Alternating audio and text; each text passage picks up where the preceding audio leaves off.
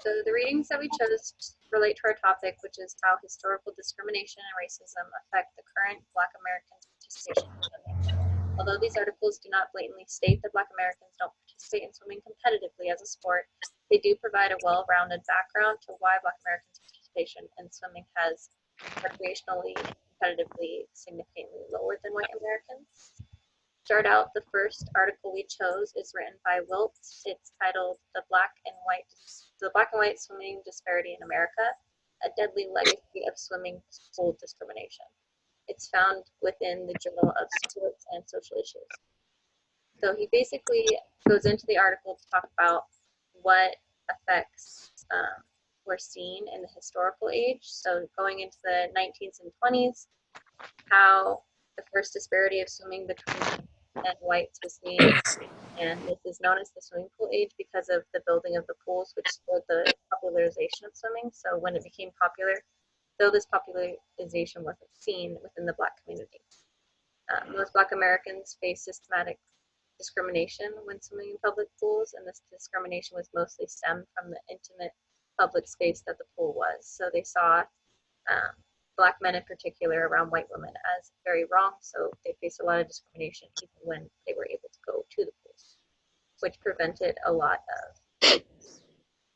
Another form of historical discrimination was the process of harassing and violating Black Americans, which was where they would stand outside the pools and physically and violently harass these people from coming inside, which again led to limited use.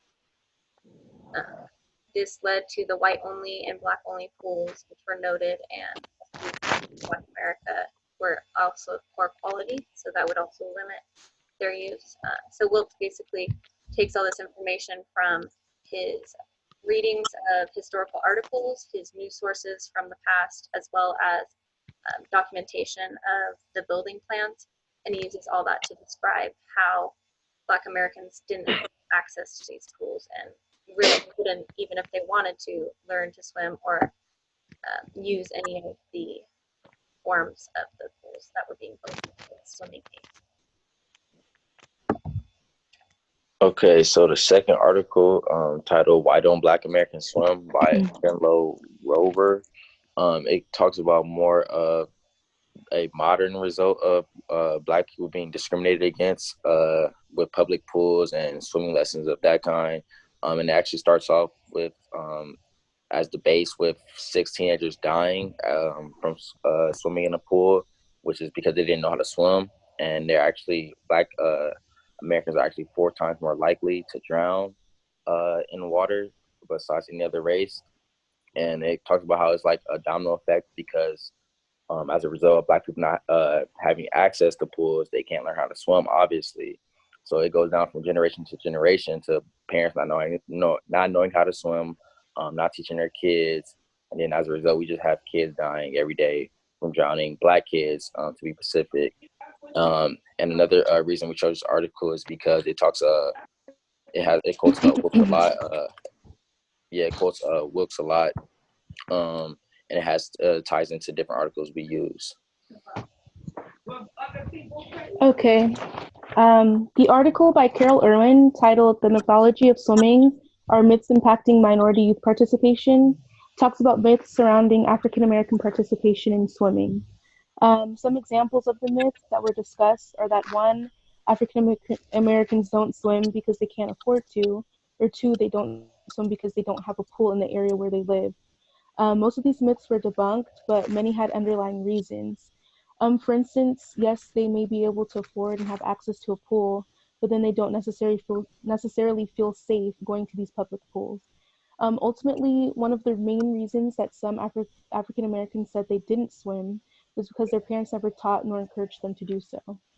Another source we had was from a PBS show called Black Folk Don't, where each episode pertains to a subject that people think African Americans don't do.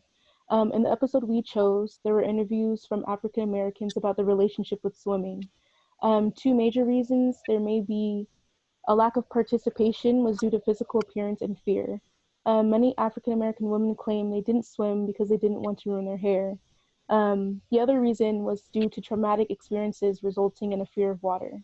We chose these two particular sources because they offer a modern reason as to why there is a lack of African American participation in swimming. Previous reasons were that they were turned away due to segregation laws, but now that times have changed, it is interesting to see modern reasons why.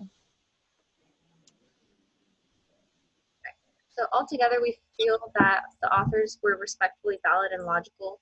All authors used outside scholarly sources that were then referenced in the citations to provide evidence for our claims. That's really where we found most of our information, is using the forward and backward of our citations from the original article. So going backward historically and then forward into the modern social times. By doing this, authors provide us with evidence of internal validity to their claims that the historical discrimination has caused lower participation from Black Americans in swimming. It is also important to note that we felt the only author which was less valid than others was the PBS video. There was little content and no further citation, which provides less credibility, but with the amount of similarity in answers that were given during the survey, as well as combined with our citation findings and the other sources, we found that there is reason to believe the arguments and information provided by the PBS video was sound and logical. The arguments that the authors made were logical in their reasoning because they were able to present their argument as well as their counterpoints regarding other reasons for the lack of Black American participation in swimming. So they discussed their reason and their argument as well as the reasons against their argument. And that shows very logical writing and scholarly writing. In summary, we chose our references from scholarly sources that have been provided by reputable news and public broadcasting stations, as well as journals, and this provides us with reason to believe that they are overall valid and logically sound sources.